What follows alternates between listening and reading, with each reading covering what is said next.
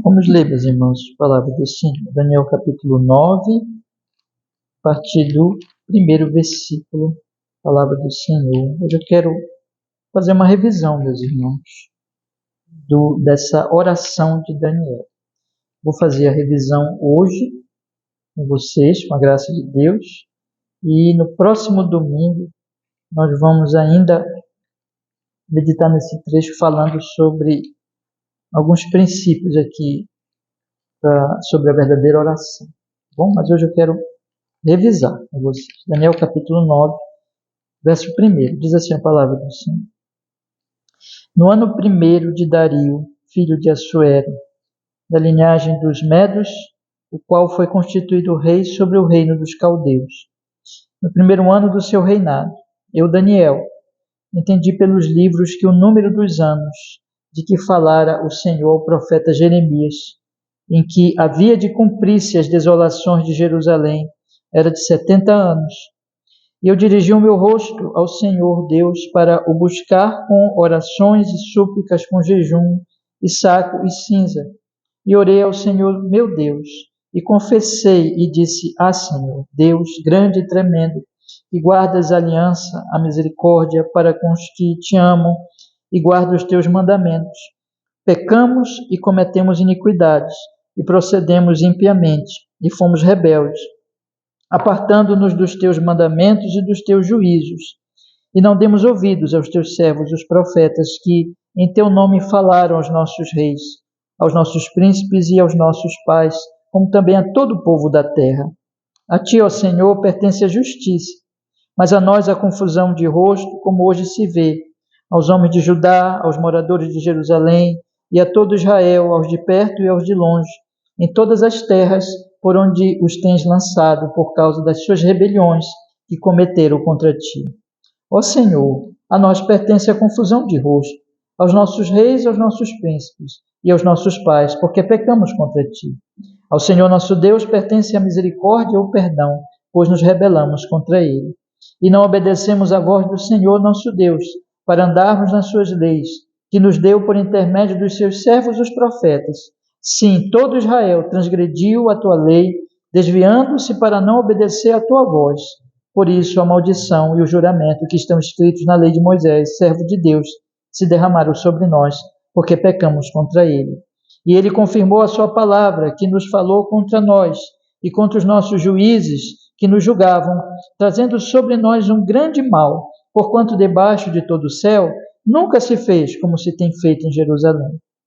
Como está escrito na lei de Moisés, todo este mal nos sobreveio. Apesar disso, não suplicamos a face do Senhor nosso Deus para nos convertermos das nossas iniquidades e para nos aplicarmos à tua verdade. Por isso o Senhor vigiou sobre o mal e o trouxe sobre nós, porque justo é o Senhor nosso Deus em todas as suas obras que fez, pois não obedecemos a sua voz. Agora, pois, ó Senhor nosso Deus, que tiraste o teu povo da terra do Egito com mão poderosa e ganhaste para ti nome, como hoje se vê, temos pecado, temos procedido impiamente. Ó Senhor, segundo todas as tuas justiças, aparte-se a tua ira e o teu furor da tua cidade de Jerusalém, do teu santo monte, porque por causa dos nossos pecados e por causa das iniquidades de nossos pais, tornou-se Jerusalém e o teu povo um opróbrio para todos os que estão em redor de nós. Agora, pois, ó Deus nosso, ouve a oração do teu servo e as suas súplicas, e sobre o teu santuário assolado, faze resplandecer o teu rosto por amor do Senhor. Inclina, ó Deus meu, os teus ouvidos e ouve, abre os teus olhos e olha para a nossa desolação e para a cidade que é chamada pelo teu nome, porque não lançamos as nossas súplicas perante a tua face, fiados em nossas justiças, mas em tuas muitas misericórdias. Ó Senhor, ouve, ó Senhor, perdoa, ó Senhor, atende-nos e age sem tardar, por amor de ti mesmo, ó Deus meu, porque a tua cidade e o teu povo são chamados pelo teu nome. Amém. Graças a Deus. Vamos orar, meus irmãos. Senhor, nesta noite nós queremos relembrar o que temos estudado neste texto tão importante e pedimos, Senhor, que o Senhor nos faça relembrar de fato e aplicar a nossa vida, Senhor, para que sejamos edificados hoje à noite, com perdão dos nossos pecados para o seu louvor, para a sua honra e glória. Abençoa nosso estudo desta oração, em nome de Jesus. Amém e amém. Graças a Deus. Pode sentar, meus irmãos, pode sentar. Irmãos, hoje, como eu disse, eu quero relembrar, quero revisar com vocês estes ensinos brevemente, rapidamente. Nós levamos aqui várias semanas já estudando esta oração. Então, tudo que eu quero fazer hoje é relembrar para que essas coisas estejam na nossa memória. O motivo disso, a importância disso, é exatamente, ou principalmente, o assunto da oração. E o assunto da importância da oração para a nossa vida espiritual, para a nossa caminhada cristã. E mais ainda, irmãos, o assunto da oração de confissão. É um tipo de oração aqui muito específico, confissão de pecados. Isso eu tenho chamado a atenção dos irmãos em relação, ao longo dessas exposições, em relação aos nossos pecados. Nós precisamos continuar confessando, avaliar a nossa situação espiritual diante de Deus, mas também, irmãos, em relação à igreja, tanto a nossa igreja local como a igreja de uma maneira geral. Esse texto, irmãos, ele é para nós um alerta muito grande, um chamado muito grande para que nós olhemos para a nossa própria situação, para a circunstância em que vivemos, nosso coração e para aquilo que está em volta de nós, suplicando, irmãos, em suma, como nós temos aprendido aqui nessa oração, vocês devem lembrar, a glória de Deus, a glória de Deus. Porque o que essa oração nos ensina é que nós precisamos confessar os nossos pecados, mas nós precisamos também saber e buscar, saber que Deus ele é glorificado nessa obra de perdão, de libertação, e que esse é o objetivo principal. Se nós realmente somos cristãos, se nós realmente somos crentes, nós estamos muito interessados na glória de Deus, mais do que até mesmo a nossa própria situação e a situação de outras pessoas. Porque, irmãos, tudo tem a ver com a glória de Deus. Quando nós não entendemos que nós fomos criados para a glória de Deus, nós estamos naquele engano da serpente que disse, sereis como Deus, que é o que todo mundo faz, é como todo mundo vive, cada um vive para si, cada um tem os seus ídolos e vive essa vida como se Deus não existisse, como se não existisse Deus no céu, como se não existisse o Senhor. Então, isso é muito terrível, mas quando o Evangelho realmente é compreendido, nós entendemos que toda a nossa vida, como Paulo diz, tem que ser para a glória de Deus. E que todo o nosso interesse tem que ser a glória de Deus. Então, mesmo a oração, principal objetivo é a glória de Deus. Mas tudo isso está inserido em alguns princípios, irmãos, que nós temos aprendido aqui. Como eu disse para vocês, hoje eu vou relembrar, eu quero ler com vocês e relembrando rapidamente cada aspecto, cada ensino aqui. E semana que vem nós vamos então novamente voltar ainda a esses 19 versículos para que aprendamos os princípios da oração, para fortalecer mais e mais, irmãos, o nosso entendimento, a nossa compreensão. Eu quero ler com vocês agora, tá bom? Eu vou lendo, vou meditando, vou relembrando o que nós já temos dito. Então acompanhe a leitura.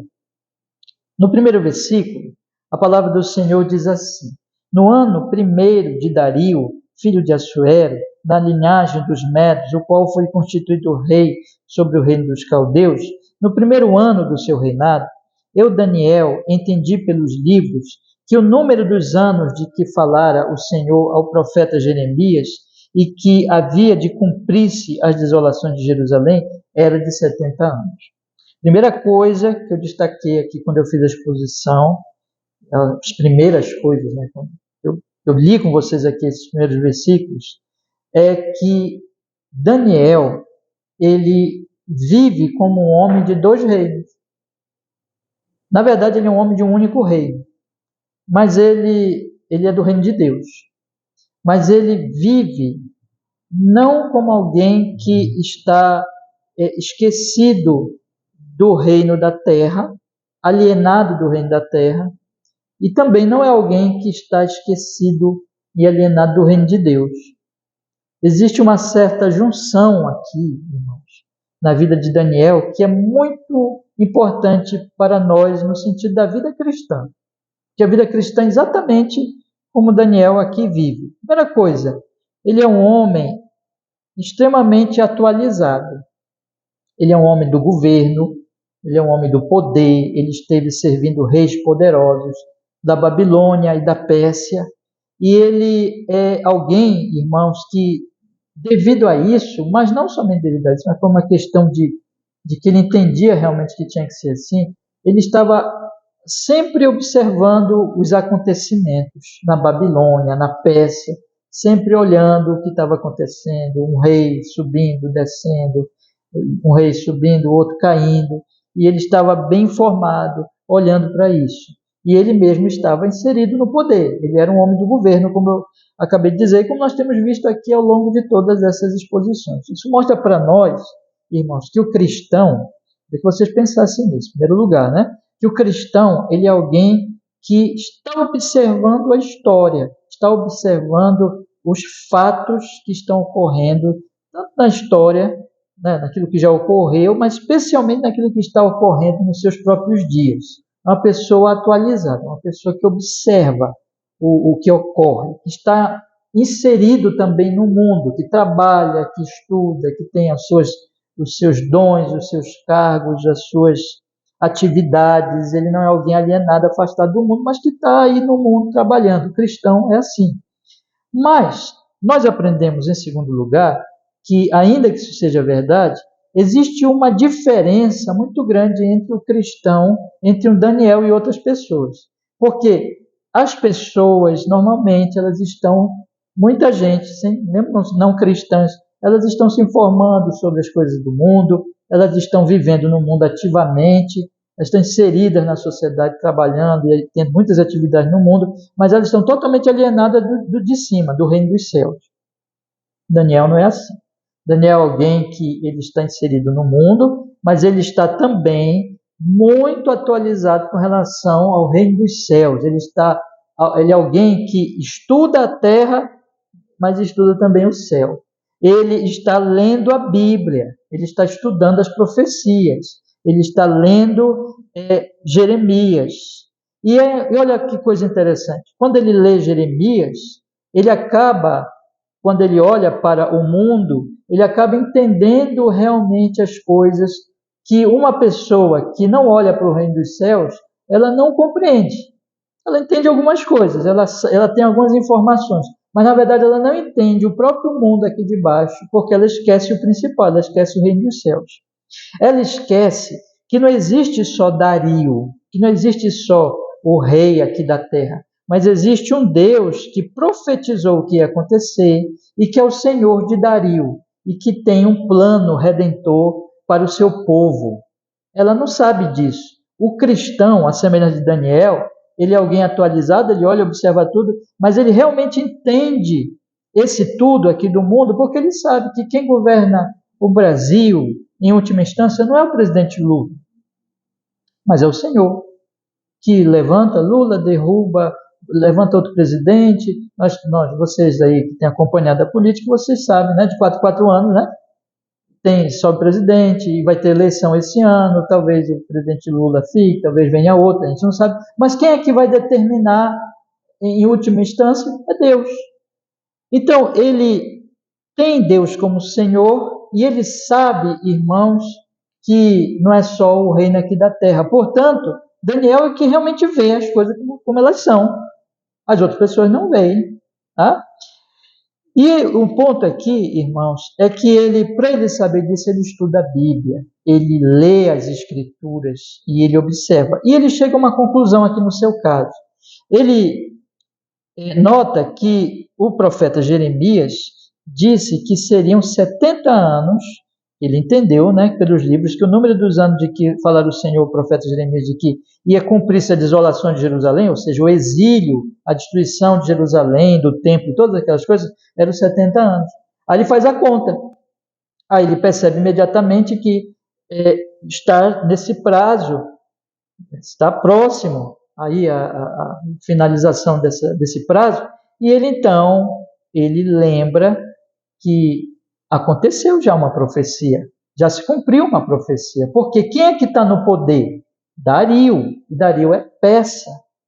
E a profecia de Jeremias, eu já estive lendo aqui com vocês, dizia que a Babilônia iria cair. E que, em segundo lugar, Israel, Jerusalém, os exilados voltariam para Jerusalém. Então ele olha e ele diz assim: Babilônia já caiu, falta a segunda coisa. Qual é? O retorno dos exilados.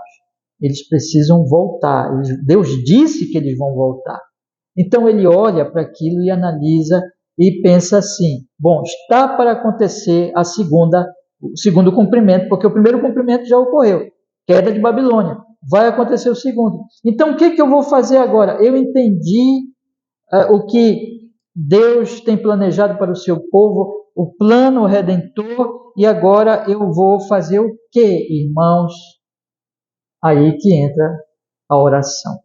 Então, a oração de Daniel é uma oração muito importante nós entendermos isso, que ela está baseada numa observação do que está acontecendo na história, em volta dele, mas com o olhar das Escrituras, do Rei dos céus, e com o propósito redentor desse Rei dos céus, que ele analisa tudo o que está acontecendo em volta dele, então ele ora. Irmãos, vocês lembram na oração do Pai Nosso? Que o Senhor Jesus Cristo disse assim, né? Pai nosso que está nos céus, santificado seja o teu nome. Venha a nós o vosso reino. Olha aí. Seja feita a tua vontade aqui na terra, como ela é feita nos céus. Isso aqui, irmão, Jesus ensinou a orar assim. E é muito semelhante à oração de Daniel. Por quê? Porque ele está orando, Jesus nos ensinou a olhar para a terra e ver que na terra não está acontecendo como acontece no céu, porque Jesus disse: faça a tua vontade assim na terra como ela é feita no céu.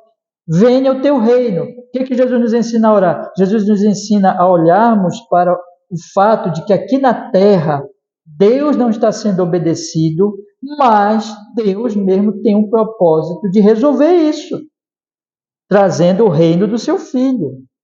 Então, Jesus nos ensinou a orarmos para que esse reino venha e a observarmos os pecados que estão em volta de nós, pedindo que Deus restaure o mundo, pedindo que Deus ele traga o seu reino. E é por isso, veja como se encaixa essa oração de Daniel na própria oração do Pai Nosso, porque Daniel olha e vê o pecado e percebe que tudo que ocorreu, irmãos, ali era por causa do pecado. Então ele pede que Deus restaure Jerusalém.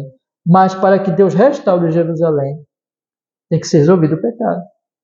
Porque o problema de Israel, como problema nosso, problema de Belém, problema do Brasil, problema de toda a humanidade, é o pecado.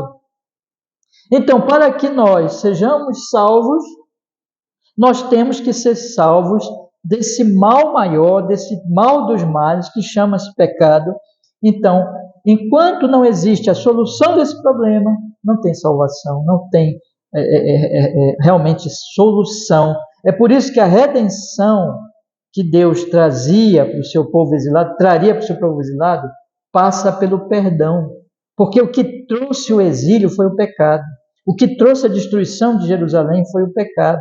E Daniel via isso porque ele conhecia Deus, ele conhecia a palavra de Deus. A mesma coisa nós hoje, nós olhamos para o mundo, nós não dizemos que os problemas do mundo são meramente sociais, econômicos, ou de saúde, tudo isso são problemas, mas nós percebemos que tem algo por trás muito pior, que é o pecado, que são os meus pecados, os seus pecados, que é o pecado da igreja, que é o pecado de Belém, que é o pecado da sociedade.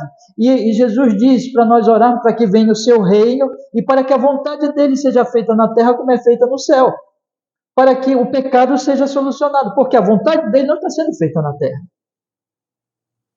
A vontade dele é feita no céu, perfeitamente. Que a Bíblia diz lá que os santos anjos, né? Lembra que Isaías viu, teve a visão do anjo, que o anjo dizia: Santo, Santo, Santo é o Senhor dos exércitos, a terra está cheia da sua glória, porque lá os anjos obedece a Deus com perfeição. Mas aqui na terra não, aqui na terra os homens pecam, irmãos. Os homens estão nem aí para Deus. E os homens estão sendo destruídos por seus pecados. E Deus está sendo desonrado. Portanto, venha o teu reino, Senhor. Faça-se a tua vontade na terra como é feita no céu. Isso começa em nós. Isso começa com algo individual, com a confissão de nossos pecados, porque Deus está fazendo essa obra em mim e em você. Ele nos justificou no seu Filho Jesus e Ele está nos santificando. E essa santificação, irmãos, tem a ver com esse processo de confissão, de arrependimento, de abandono do pecado. De 1 João, capítulo 1, versículo 9, lembra? Nós não podemos dizer que não temos pecado. Quem diz que não tem pecado não conhece a Deus, não acredita em Deus. Mas, se confessarmos os nossos pecados, Ele é fiel e justo para nos perdoar os pecados e nos purificar de toda injustiça. É por isso que Daniel, ele entende que o problema do povo não é o exílio em si, mas é o pecado. Ele entende que o problema do povo não é o exílio em si, mas é desonra ao nome de Deus. Por isso ele confessa o pecado, ele se põe no lugar do povo e ele, então, clama pelo perdão e clama para que Deus perdoe para a sua própria glória, para o seu próprio louvor, esperando apenas na redenção, na misericórdia que está conforme a aliança, a antiga aliança. E aí, então, ele ora.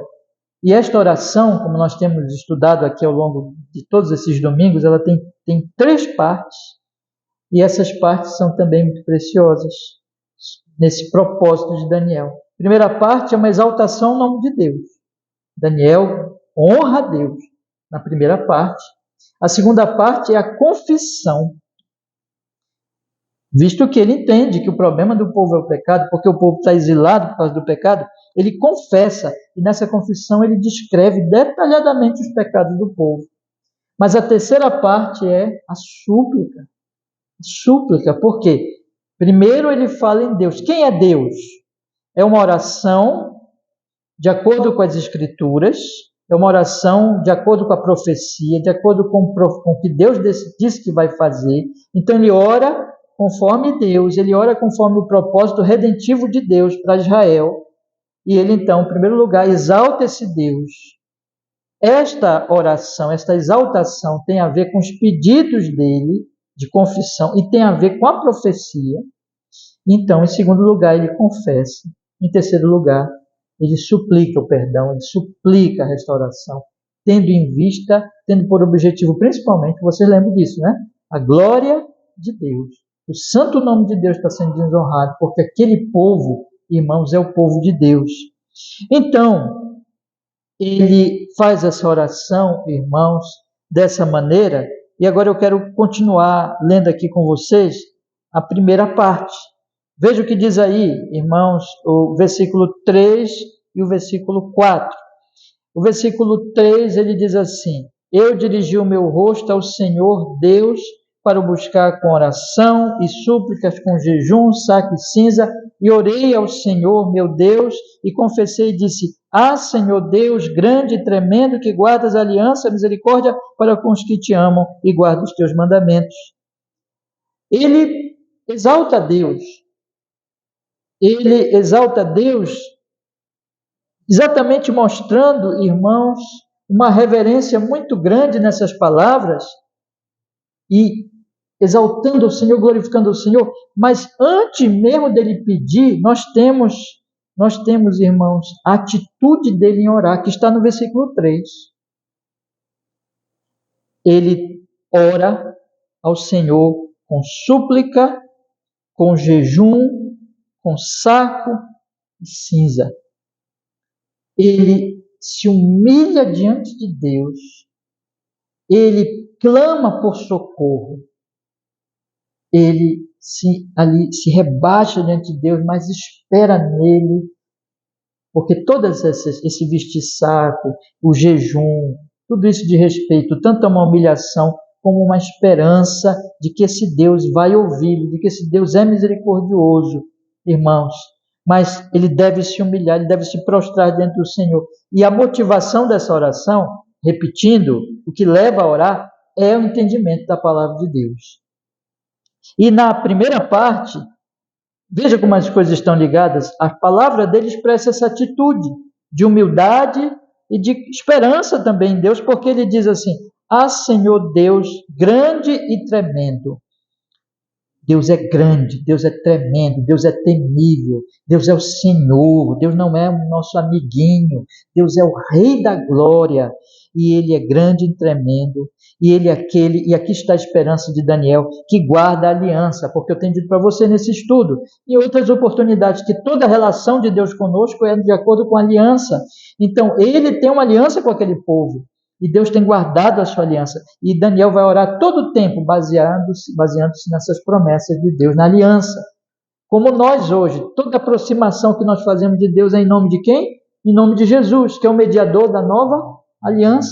Nós não chegamos orando a Ele de acordo com o que nós achamos que a coisa tem que ser, mas de acordo com o que Ele já estabeleceu na sua aliança, na nova aliança. Ele diz assim: "Venham a mim confiando no meu Filho. Venham a mim pelos méritos do meu Filho." Então Daniel, ele vai diante de Deus de acordo com a aliança, e ele sabe que esse é o Deus da aliança, mas esse é o Deus também da misericórdia. Esse é o Deus que tem misericórdia daqueles que amam a Ele e que guardam seus mandamentos, daqueles que estão aliançados com Ele. Esse é o Deus que é grande e tremendo e misericordioso.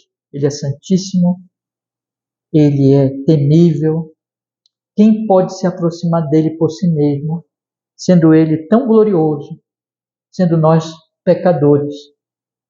E é porque ele é misericordioso que nós temos a chance de nos aproximar dele. Graças damos a ele por isso. Daniel entendia isso. Entendia Deus grande, Deus temível, Deus santíssimo e Deus misericordioso. Então, ele confessa, meus irmãos, o pecado. E tem um detalhe muito importante aqui, que ele não diz, eles pecaram. Ele diz, nós pecamos, na confissão. Esse é um ponto muito importante, porque isso mostra também, meus irmãos, que Daniel não se sentia melhor que o povo. Daniel sabia de que ele mesmo necessitava da graça de Deus, e de que ele não tinha nada por si mesmo. Isso mostra a humildade, a fé, que Daniel era destituído de orgulho nessa oração, mas que ele estava realmente confiando no Senhor, esperando no Senhor, e que ele sabia que ele não podia interceder pelo povo, pelos méritos dele, como se ele pudesse pedir pelos seus méritos, que Deus perdoasse o povo. Então, ele diz assim, nós pecamos, e sempre é uma linguagem no nós mesmo, dizendo assim, nós somos ele não, somos nós que pecamos. Isso mostra também outra coisa muito importante, irmão. Várias vezes no livro de Daniel, ele é posto como um tipo de Cristo. Quem foi que intercedeu por nós? Quem foi que morreu por nós? Quem foi que em João capítulo 17 orou pelos aqueles que ele veio salvar? Lembra da oração? Chamada oração sacerdotal? Jesus. Jesus se colocou no nosso lugar. Ele que era santíssimo, ele que era puríssimo, se colocou no nosso lugar. Daniel é um tipo de Cristo, porque Daniel, irmãos, Daniel é muito fiel. Daniel é fiel, você sabe disso. Nós temos estudado o livro de Daniel, nós vemos como nem os inimigos de Daniel conseguiram achar nele falta para matá-lo, mas ele é um tipo de Cristo. Ele não é perfeito, mas ele é um tipo de Cristo no sentido de alguém que tem um temor, uma inocência, mas que se coloca no lugar daquele povo que traiu a Deus. E aqui, meus irmãos, nós temos então que toda a nossa aproximação desse Deus é pelos méritos do Senhor Jesus Cristo. Então ele confessa, irmãos. E vamos olhar agora a confissão. Leiam comigo, por favor. Ele diz assim, a partir do versículo 5, acompanhem comigo. Pecamos e cometemos iniquidade, e procedemos impiamente. Fomos rebeldes, apartando-nos dos teus mandamentos e dos teus juízos. E não demos ouvidos aos teus servos e profetas, que em teu nome falaram aos nossos reis, aos nossos príncipes, aos nossos pais, como também a todo o povo da terra. Ele confessa, em primeiro lugar, o pecado. Ele diz que o pecado, irmãos, é injustiça, que o pecado é perversão, que o pecado é rebeldia, que o pecado é apartar-se dos mandamentos. Estou só citando rapidamente, que nós temos posição aqui explicando esses detalhes. Que o pecado é não dar ouvidos aos seus profetas quando eles falavam aos reis. Eles vinham, eles tinham a lei de Moisés, e os profetas vinham falando que eles estavam pecando, e eles não davam ouvidos. Cometiam injustiça, torciam a lei de Deus, torciam as suas próprias vidas, se rebelavam, se apartavam dos mandamentos de Deus. Os profetas vinham e eles não davam ouvidos. Então Daniel diz, é isso que tudo que o povo tem, pecado. E essa é a confissão, irmãos, verdadeira do pecado. Quando a Bíblia diz lá em 1 João 9, se confessarmos nossos pecados, é reconhecer que o pecado é terrível, que o pecado é o mal dos males, e que, segunda coisa, Deus é justo, que nós não podemos acusar Deus de nada. Porque o pecador não arrependido, ele acusa Deus. Ele diz como Adão falou lá ainda no Jardim do Éden, a mulher que me deste. Ele não diz eu pequei, mas o pecador que confessa, ele reconhece que Deus é justo e que o pecado é dele, a falta é dele. Então veja o que ele diz no versículo 7, vamos ler? Ele diz assim, a ti, ó Senhor, pertence a justiça, mas a nós a confusão do rosto, como hoje se vê aos homens de Judá, aos moradores de Jerusalém, a todo Israel, aos de perto, aos de longe, em todas as terras por onde os tens lançado, por causa das rebeliões que cometeram contra ti. Ao Senhor, a nós, ó Senhor, a nós pertence a confusão de rosto, aos nossos reis, aos nossos príncipes, aos nossos pais, porque pecaram contra ti. Ao Senhor nosso Deus pertence a misericórdia, o perdão, pois nos rebelamos contra Ele e não obedecemos à voz do Senhor nosso Deus para andarmos nas suas leis, que nos deu por intermédio dos seus servos os profetas. Ele isenta Deus de toda a injustiça, e isso é confissão verdadeira. É a consciência de que Deus é santo, é justo, é bom, e o pecado é nosso. A vergonha, o rosto corado de vergonha, o rosto envergonhado, a vergonha que o pecado é, porque ele trouxe o exílio para o povo, e ele em si mesmo é uma vergonha.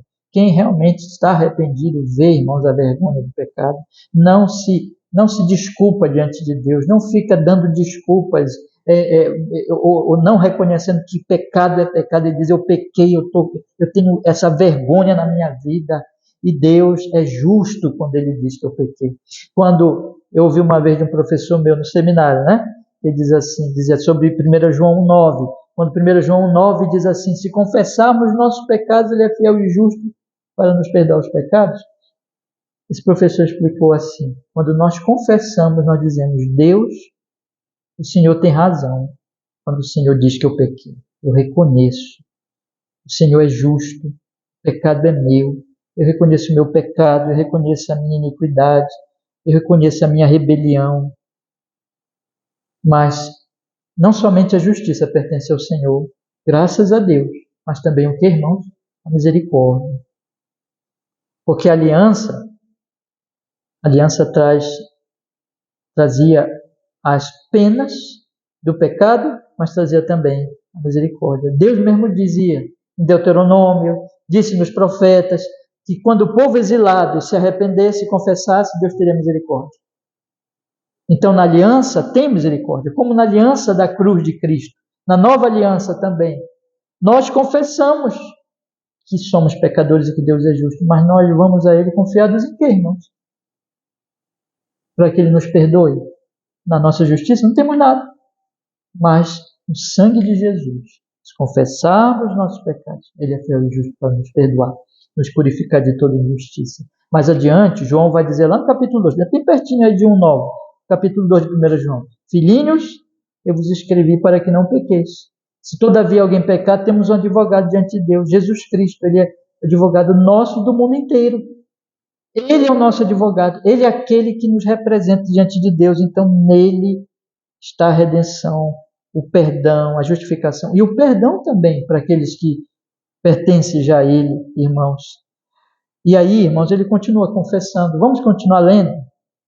Ele diz no versículo 10: não obedecemos à voz do Senhor nosso Deus, para andarmos nas suas leis que nos deu por intermédio dos seus servos os profetas. Sim, todo Israel transgrediu a sua lei, desviando-se para não obedecer à sua voz. Por isso, a maldição, o juramento que estão escritos na lei, servo de Deus, se derramaram sobre nós, porque pecamos contra ele. E ele confirmou a sua palavra que falou contra nós e contra os nossos juízes que nos julgavam, trazendo sobre nós um grande mal, porquanto debaixo de todo o céu nunca se fez como se tem feito em Jerusalém, como está escrito na lei de Moisés. Todo este mal nos sobreveio.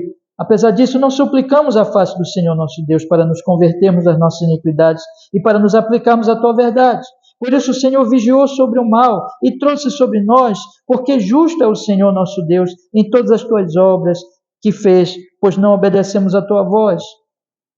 Ele então, irmãos, confessa o pecado mais ainda, dizendo o seguinte: veja, o pecado é tudo isso: injustiça, perversão, rebelião, teimosia, apartar-se da lei do Senhor. Mas o pecado também, irmãos, ele é persistente. Ele, como eu já até acabei de falar, ele é teimoso. O pecador é teimoso. Eles tinham a lei do Senhor, que estipulava que pecado seria punido. Depois, eles tiveram os profetas que alertavam eles e diziam assim: ei, vocês lembram do que a lei diz? Olha, o juízo vem, o juízo vem. E eles continuaram pecando. Depois o juízo veio. E eles se arrependeram? Não. Eles tinham agora a lei do Senhor, que estipulava. Eles tinham os profetas, que já tinham alertado. E agora eles tinham a experiência dele. Eles estavam sofrendo o juízo de Deus. Mas eles continuaram pecando. Ele diz aqui que o Senhor confirmou a sua palavra e trouxe o mal, vigiou sobre o mal, porque nós continuamos pecando. E o que é esse vigiar sobre o mal, irmãos? É porque na lei tinha maldição, e o povo teimando nos seus pecados, mesmo depois de já estar sofrendo, não se arrependendo, Deus continuou vigiando sobre o mal. Mas o povo teimando, eles não se converteram. Veja o finalzinho do versículo 13, é muito importante. Não nos convertemos das nossas iniquidades para nos aplicarmos à tua verdade. Eles não faziam o que Daniel fazia. Daniel estudava as profecias. Daniel estudava a lei de Deus. Daniel se expunha à palavra de Deus. E Daniel se aplicava à verdade de Deus. O povo de Israel não. O povo de Israel continuava pecando, experimentando dores, tendo sido avisado, mas eles não se voltavam para a palavra, eles não estudavam, não meditavam, não se aplicavam à verdade, e eles não se arrependiam, porque essas coisas vêm juntas, irmãos. Vocês percebem isso? Ninguém se arrepende sem ouvir a palavra. Daniel confessou os pecados porque Daniel ouviu a palavra. Ninguém ora sem a palavra. Ninguém confessa os pecados em oração sem a palavra. E essa era a tragédia do povo. O povo estava teimando e não estudava a palavra, não se voltava para as Escrituras, não ouvia Deus.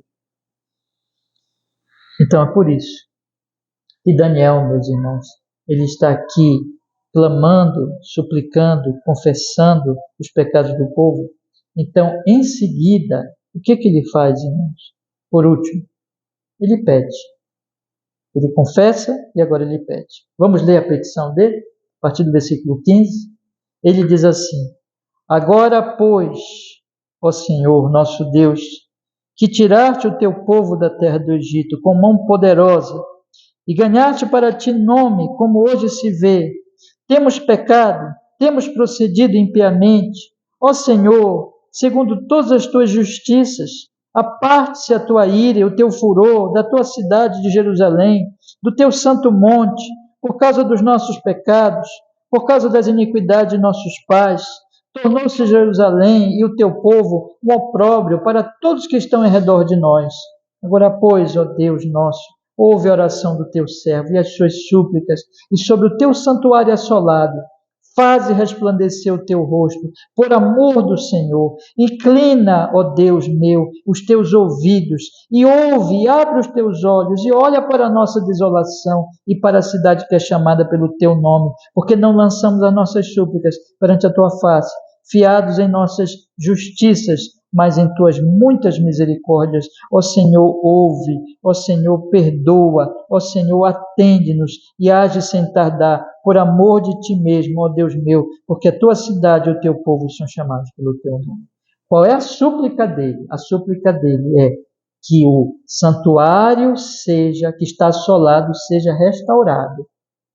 O templo de Deus. A súplica dele é que Jerusalém, a cidade do Senhor, seja também restaurada, porque lá que estava o santuário. A súplica dele, irmãos, para que isso aconteça, o que tinha trazido a desolação, o exílio, a morte, a destruição? O quê? Pecado. Pecado. Por isso que ele pede para Deus o quê, irmãos? Perdão. Perdoa, Senhor. Perdoa, Senhor. Perdoa o pecado do teu povo. Essa é a súplica dele. Vamos voltar para 1 João 1,9. Se confessarmos os nossos pecados, ele é fiel e justo para quê? Para nos purificar dos nossos pecados e nos limpar de nossas injustiças. Nos perdoar. Nós precisamos de perdão. Nós precisamos, quando nós confessamos o pecado, nós pedimos que Deus perdoe. E Deus perdoando, Deus restauraria o santuário. Deus restauraria a cidade.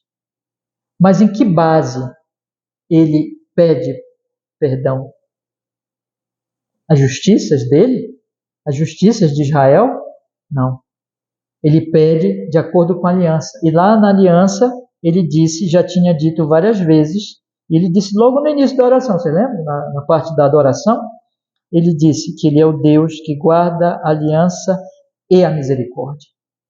Então ele fala, irmãos, versículo 18, meiozinho do versículo, finalzinho do versículo, não lançamos as nossas súplicas perante a tua face, fiados em nossas justiças, mas em tuas muitas misericórdias. Senhor, Senhor nosso, perdoa os pecados do teu povo, Senhor.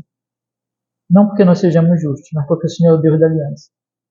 Porque lá o Senhor disse que traria juízo, mas lá também o Senhor disse que se o seu povo se arrependesse, o Senhor teria misericórdia. Irmãos, eu fico feliz assim quando, e várias vezes já aconteceu isso aqui na igreja, nos nossos cultos. A gente começa um salmo, quem está lendo o salmo sequência, mas o salmo 106 dá certinho aqui com a oração de benesse. Vocês notaram isso? Porque o salmo 106 é uma oração de quê? De confissão também, pedindo perdão, pedindo misericórdia, dizendo, olha, o povo pecou, nós pecamos, Senhor, tem misericórdia. E é isso, irmãos. O chamado dessa oração, a confissão é isso, é confessar pedindo perdão, pedindo misericórdia. Mas o alvo principal, a base principal da oração e o motivo principal da oração, podemos dizer também, é o nome do Senhor. Porque Deus tinha colocado o seu nome em Israel. Deus tinha colocado o seu nome em Judá. Deus tinha colocado o seu nome em Jerusalém. Deus tinha colocado o seu nome no seu templo. Ele diz, Senhor, Senhor nosso, lembra, Senhor, do teu templo que está assolado, porque, Senhor, por amor, faz isso. Versículo 17, finalzinho, por amor do Senhor. Ele diz, no versículo 19, atende-nos, age sem tardar, por amor de ti mesmo. Porque ele diz, Senhor, que aquela cidade de Jerusalém, versículo 18, meiozinho do versículo 18, é chamada pelo teu nome.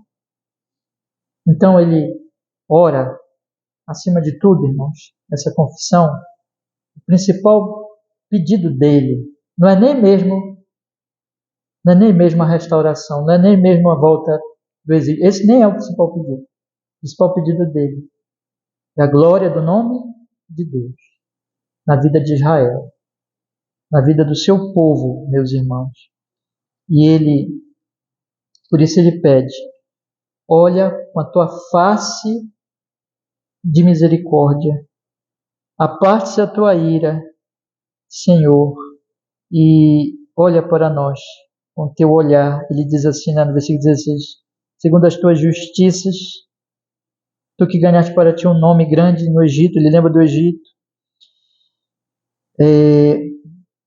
aparte-se a tua ira e o teu furor da tua cidade Jerusalém, do teu santo nome, por causa dos nossos pecados e por causa das iniquidades de nossos pais. Tornou Jerusalém o teu povo um opróbrio para todos.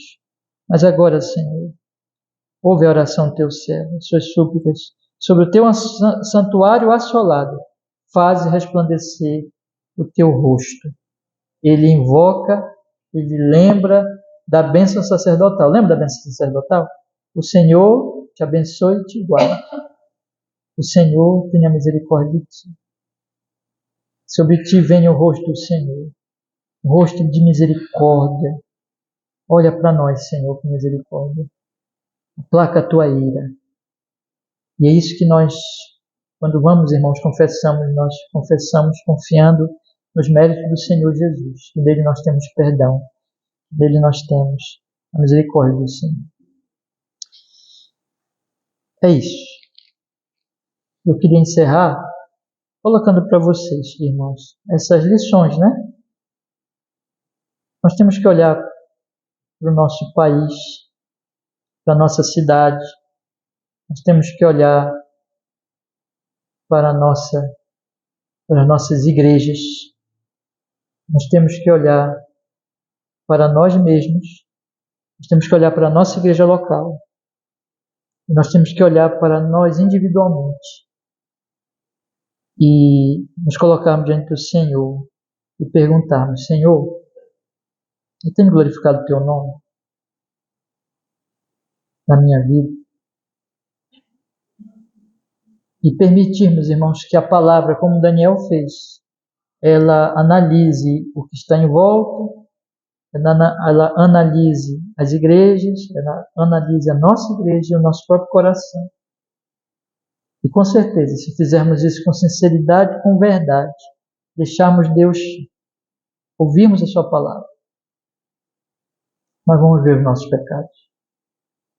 Nós vamos nos arrepender, irmãos. Nós temos que confessar e pedir que Ele restaure a glória do Seu nome na nossa vida. Que Ele restaure a glória do Seu nome na nossa igreja. Ele restaure a glória do Seu nome nas igrejas. Essa é a grande aplicação que nós podemos tirar desse texto. E eu chamo vocês para esta oração, para que nós nos coloquemos como Daniel. Lembra que Daniel fez? Daniel não simplesmente acusou o povo, Daniel disse, nós pecamos. Intercedeu pelo povo, nós precisamos interceder. Pedir por nós perdão, orar por nossos irmãos, orar pelas igrejas. Não nos colocando como pessoas que estão acima, mas como aqueles que também pecam. Precisam da misericórdia. E humildemente vão a Deus pedindo, Senhor, perdoa. E Senhor, restaura entre nós a glória do Teu nome santo. É isso, meus irmãos. Vamos orar assim. Esse é um chamado do texto para que oremos assim. Vamos orar? Vamos pedir que Ele nos abençoe.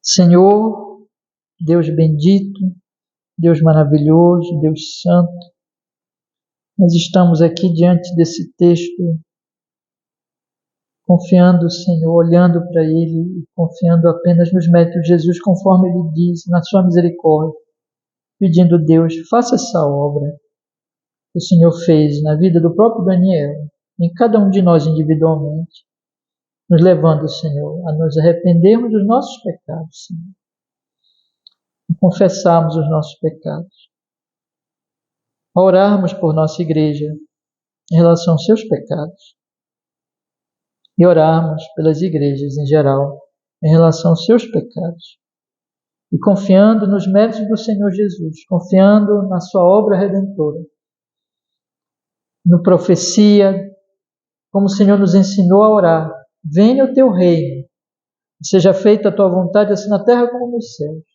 Nós possamos, Senhor, orar assim, e que a glória do Seu nome se manifeste entre nós numa restauração do Teu santuário, uma restauração do Teu povo em piedade, em amor a Ti, em santidade. Nós oramos por isso. Faz isso na minha vida, na vida de meus irmãos, na vida de nossa igreja, na vida das igrejas. Senhor, levanta um povo que Te ama, que Te tema, que Te sirva e que glorifique o Seu nome diante dos de fora.